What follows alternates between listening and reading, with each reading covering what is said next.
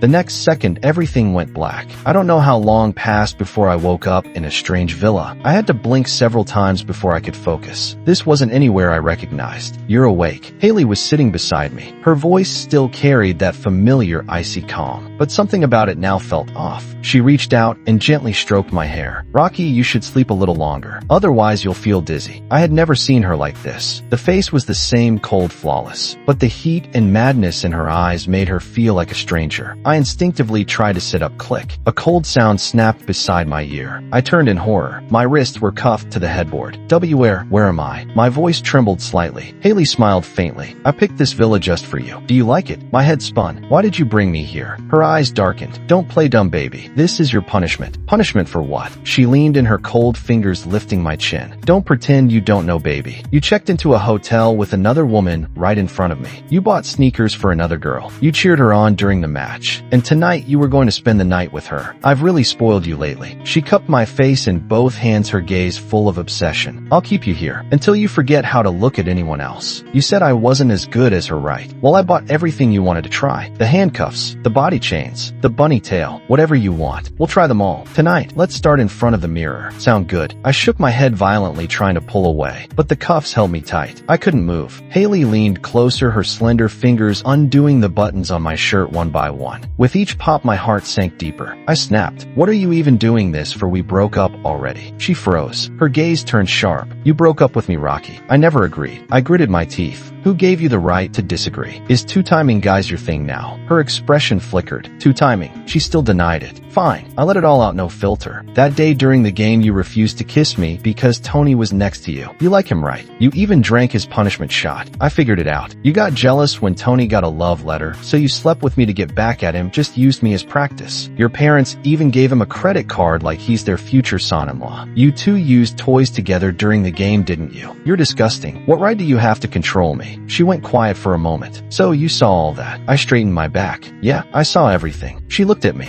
And because of that, you broke up with me. That's right. Silence. A strange kind of silence. Then she laughed low and hollow. Her shoulders trembled. You're right, she said softly. I did use toys, but not for Tony. Her eyes locked onto mine. I did it for you. My mind went blank. She gently touched my cheek. The night before that game, we slept together for the first time. I'm a woman, Rocky. I looked at you dressed all neat and perfect. I could still see the marks I left on you. I couldn't stop staring. Couldn't control myself. You said you wanted to try all those things. So I practiced. I was scared. Scared I'd mess up. Scared I'd scare you away. That's why I didn't walk over and kiss you. As for Tony, he got a love letter. So what? He saved my dad's life. My dad gave him a card to say thank you. But when Tony kept messing with you, I canceled it. I only drank for him that day out of politeness. And I admit to make you jealous. I wanted to see if you'd feel anything for me. You wanted to kiss someone else. You sat next to Serena. You two even wore matching clothes, looked like a damn couple. I watched the whole time, but you never noticed. Never noticed I was jealous. I regret it. I shouldn't have played games with you. I'm sorry, Rocky. I just wanted you to feel what I felt. I stared at her speechless. I remembered that day Serena and I were wearing the same color. But I wasn't the male lead, right? Why would Haley get jealous over me? My eyes turned red. You really didn't just use me. You didn't sleep with me because you were mad at Tony. Haley frowned. Why would you think that? Where are you getting all this nonsense from? Some random drama novel? I would never use you like that. I just wanted to make you happy. When you threw away our matching ring, I felt like I was going insane. I wanted to lock you up, make you look at only me, forever. You were going to stay with her tonight. Rocky, I can't handle that. I felt her hands tremble where they held mine. What now? Had I really misunderstood her this badly? Haley lowered her head, pressing a gentle kiss into my palm, like I was something precious. Rocky, don't go to her. Let's get back together. Her voice was low and hoarse as if pleading. She looked at me, eyes filled with nothing but me. Her lashes quivered slightly. She looked like a stray kitten finally brought home. I couldn't lie to myself anymore. My heart betrayed me. I cupped her face and kissed her. Okay, that night Haley proved with actions. She was ridiculously good in bed. It turned out during our first time, she had definitely held back. I was so exhausted I could barely stand straight afterward. Dizzy and weak, I fell asleep in her arms for what felt like hours. The next morning I got a call from my roommate. Rocky, you need to see this now. Tony had posted on the campus confession wall, accusing me of two-timing, hooking up with Serena while still stringing Haley along. He even attached the hotel check-in screenshot Serena and I posted to the group chat. The comments section exploded. People started coming at me from every angle, calling me a cheating piece of trash, but I clapped back quickly. I posted my own statement clarifying, sorry to disappoint, but Serena is my cousin. Yes, by blood. Haley also responded immediately. I have no relationship with Tony. We've barely exchanged 10 sentences in total. I only drank for him that day because he once saved my father's life. That's it. But if he's using that to attack Rocky now, then I'm sorry. I can't accept that. She even uploaded security camera footage from the night of the game. In the video, Tony is clearly shown begging Haley for a kiss, fully aware she already had a boyfriend. I had no idea she'd kept evidence like that. Once the truth was out, the public opinion flipped. He knew she had a boyfriend and still hit on her bros, practically divine. That's my senior couple. They're adorable. Once his ring fell into the campus lake, and she jumped in without hesitation to get it back. Tony realized the tide had turned and quickly deleted his post. But it was too late. Someone had already taken screenshots and spread them online. The video went viral. People started digging into Tony's past, saying he used to be a rent boy, that he knowingly got involved with married women, even seduced a wealthy married boss. He became public enemy #1 on campus. Couldn't show his face. Eventually, the school expelled him. The floating comments reacted. Wait, this is the male lead. This isn't what I signed up for. Honestly, I felt it from the start. He's shameless. He knew she was taken and still made a move. Poor second male lead. He's the real victim. Honestly, aren't the second lead and female lead kind of cute together? Look how she smiled when she found out Serena is his cousin. That smile wasn't cheap. But honestly, I didn't care what the comments said anymore. I only trusted my own heart. After everything cleared up, Serena went back to attending mixers like usual. One day, I teased Haley Think Serena will finally get a boyfriend this time. She shot me a displeased look. Why don't you focus on me instead? Why the hell do you care if she finds one foot? Then she got on her knees, her voice low and tempting. Rocky, after graduation, let's move in together. You've always liked this villa since you saw it in the video, right? I wrote your name on the deed. If we live together, we can be together every single day. How's that sound? I blinked. Every day, won't you get tired of me? Her expression shifted. The smile on her face turned dangerously sweet. Oh, so you're tired of me now? I panicked. No